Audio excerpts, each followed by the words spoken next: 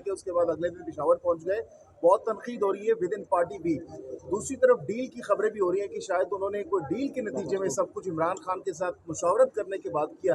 As a senior politician क्या लगता है, ये वाकई डील हुई है कोई? देखिए जी, एंगेजमेंट की ज़रूरत तो हर वक्त रहती है। देखिए, हम को मिलिटेंट तो नहीं है ना कि जो बंदूकें उठा के को मारगला की पहाड़ियों पे चले जाएंगे या तोपखाना अपना शुरू कर लेंगे।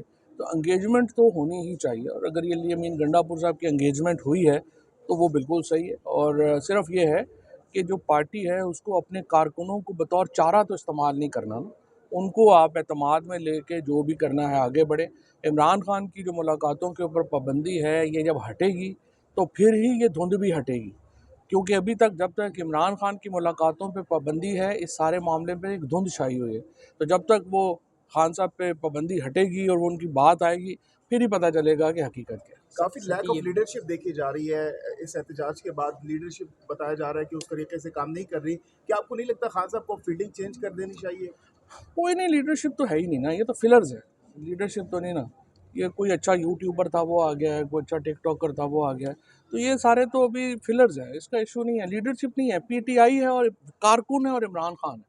आपने देखा उन्होंने कॉल दी पिंडी में किस किस्म का एहतजाज हुआ, उन्होंने कॉल दी इस्लामाबाद में किस किस्म का एहतजाज हुआ। तो इमरान खान जो कहते हैं वो होता है, दरमियान में कोई ऐसा कैडर नहीं है। फवाद साहब ये बताइएगा अली अमीन गंडापुर ने जो 2 दिनों में कहानी सुनाई है उधर असम्बली में, उस कहानी के पीछे जो चीज़ें हैं, क्या वो वाकई वही चीज़ें हैं जो वो बता रहे हैं, या उसके पीछे कोई और हकाइक हैं, या वो जो है अपने कारकुनान को एतमाद में ले पाएंगे? नहीं, अली अमीन तो जल्दी जो है वो मिलियनर होने वाले हैं, क्योंकि उनकी फ़िल्म जो है वो तामिल फ़िल्म ने उन्होंने ख़रीद ली है प्रोड्यूसर्स ने, अब उस पर फ़िल्म बनेगी। इंतजार हुसैन पंजोता साहब इतलात हैं कि जी, मैंने अभी पहले बात की है। सर आपने कहा कि धुंध छाई हुई है, तो आपको ऐसा लगता नहीं कि अली अमीन ने जो किया है वो धुंध नहीं, धूल मट्टी कारकुनान पे जम गई है और वो पार्टी की आदत से मुतनफर हो गई? पता लगेगा ना, अभी पहले खान साहब से कि जब तक बात नहीं आती, उनकी स्टेटमेंट नहीं आती, ये धुंध जो है वो हट नहीं सकती। तो हम ये भी नहीं कह सकते कि अली अमीन ने कोई अपने तौर पे किया है, या जो कुछ भी हुआ है उसके पीछे क्या है।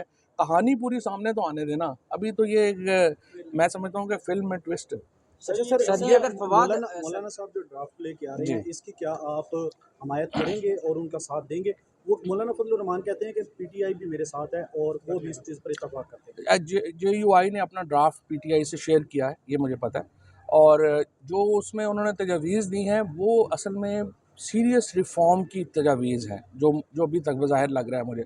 उसमें उन्होंने कहा है कि फेडरल शरीयत कोर्ट नहीं होनी चाहिए, कॉन्स्टिट्यूशन में आप बेंच बना दें, कॉन्स्टिट्यूशन बेंच बना दें।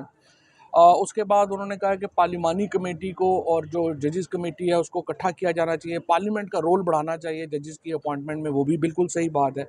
लेकिन बात सही है, जिस तरह अगर ये सब कुछ फ़ायज़ ईसा साहब ने कॉन्स्टिट्यूशन कोर्ट का जज नहीं बनना, तो इस गुनाह बेलज़्ज़त का फ़ायदा क्या है? हुकूमत क्यों बनाएगी? फिर ऐसे ही चलता रहेगा। सो मौलाना फजलुर रहमान की तजावीज़ मुझे नहीं लगता कि हुकूमत को पसंद आएंगी, और हुकूमत की तजावीज़ मौलाना साहब को पसंद नहीं आ रही, इसलिए ये कॉन्स्टिट्यूशनल अमेंडमेंट होनी नहीं। जब तक मौलाना फजलुर रहमान इस अमेंडमेंट के ख़िलाफ़ है, मेरा नहीं ख्याल अमेंडमेंट हो सके।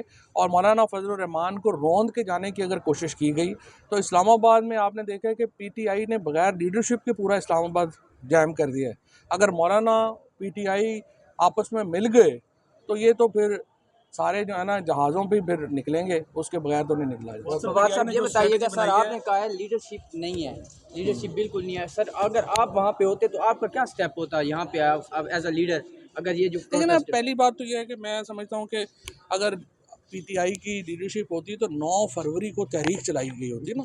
9 फरवरी वो दिन था जब कि पीटीआई को तहरीक चलानी चाहिए थी, और जिन लोगों ने तहरीक रोकी 9 फरवरी को और कहा कि पार्लियामेंट पे रोल अदा करें, उन्होंने तो गद्दारी की है पीटीआई से। अगर उस दिन किया होता, लियाकत चट्टा का इस्तीफ़ा आया, यहाँ रेजिग्नेशन की लाइन लग जानी थी और ये हुकूमत उस दिन ही ना बनती। उसके बाद अलाइंस जो है वो नहीं हो सका जो होना चाहिए था।